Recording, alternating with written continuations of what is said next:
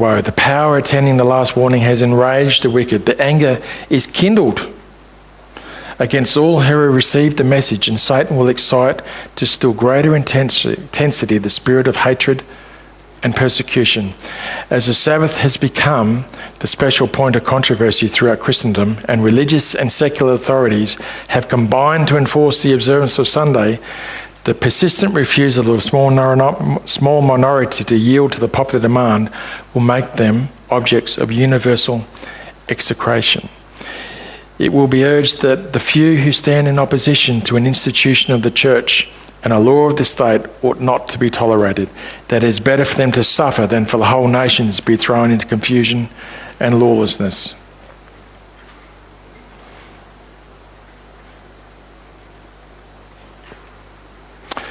The same argument many centuries ago was brought against Christ by the rulers of the people. It is expedient for us, said the wily Caiaphas, that one man should die for the people, and that the whole nation perish not. John 11:50. This argument will appear conclusive, and the decree will finally be issued against those who hallow the Sabbath of the fourth commandment, denouncing them as deserving the severest punishment and giving people liberty after a certain time to put them to death. Romanism in the old world and apostate Protestantism in the new will pursue a similar course toward those who honour all the divine precepts. The people of God will then be plunged into the scenes of affliction and distress described by the prophet as the time of Jacob's trouble. The time of trouble, such as never was, is soon to open upon us, and we shall need an experience which we do not now possess, and which many are too indolent to obtain. It is often the case that trouble is greater in anticipation than in reality, but this is not true of the crisis before us. The most vivid presentation cannot reach the magnitude of the ordeal. In that time of trial, every soul must stand for himself before God. Though Noah, Daniel and Job were in the land, as I live, saith the Lord God, they shall deliver neither son or daughter. They shall but deliver their own souls by their righteousness. You can't save your children or your spouse or your friend. Everyone stands by themselves. Only those who have been diligent students of the Scriptures and who have received the love of the truth will be shielded from the powerful delusion that takes the world captive. By the Bible testimony, these will detect the deceiver in his disguise. To all the testing time will come.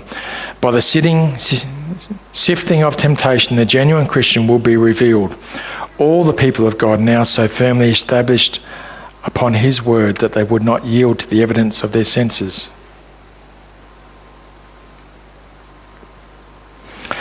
Would they, in such a crisis,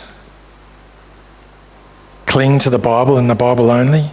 Satan will, if possible, prevent them from obtaining a preparation to stand in that day.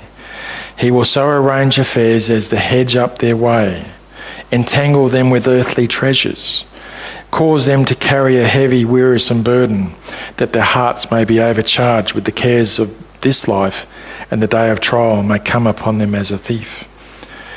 Antichrist is to perform his marvellous work in our sight. So closely will the counterfeit resemble the true that it will be impossible to distinguish between them except by the Holy Scriptures.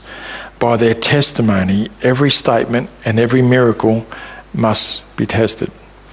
Those who endeavour to obey all the commandments of God will be opposed and derided.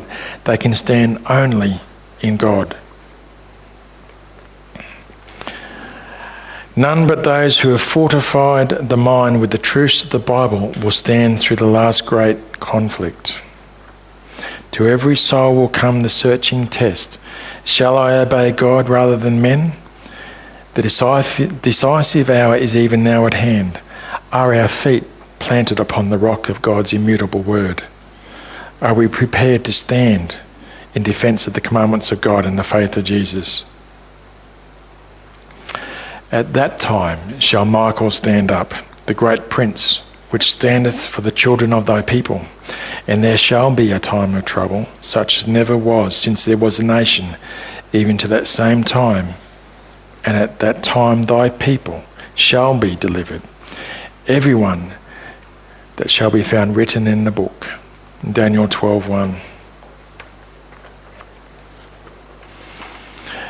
The question that we all need to consider, including myself, is, are we ready to meet this storm? And that's something you need to consider and pray about it. So that, in closing, I know it's been long, but when I considered what I could remove, there really wasn't anything in there that I could remove. It's all vitally important. And I've been keeping a close eye on events for some years, and there really is the possibility that we could see the first phase of Sunday laws being introduced later this year. The possibility is there, but it's all in God's timing. But are we ready?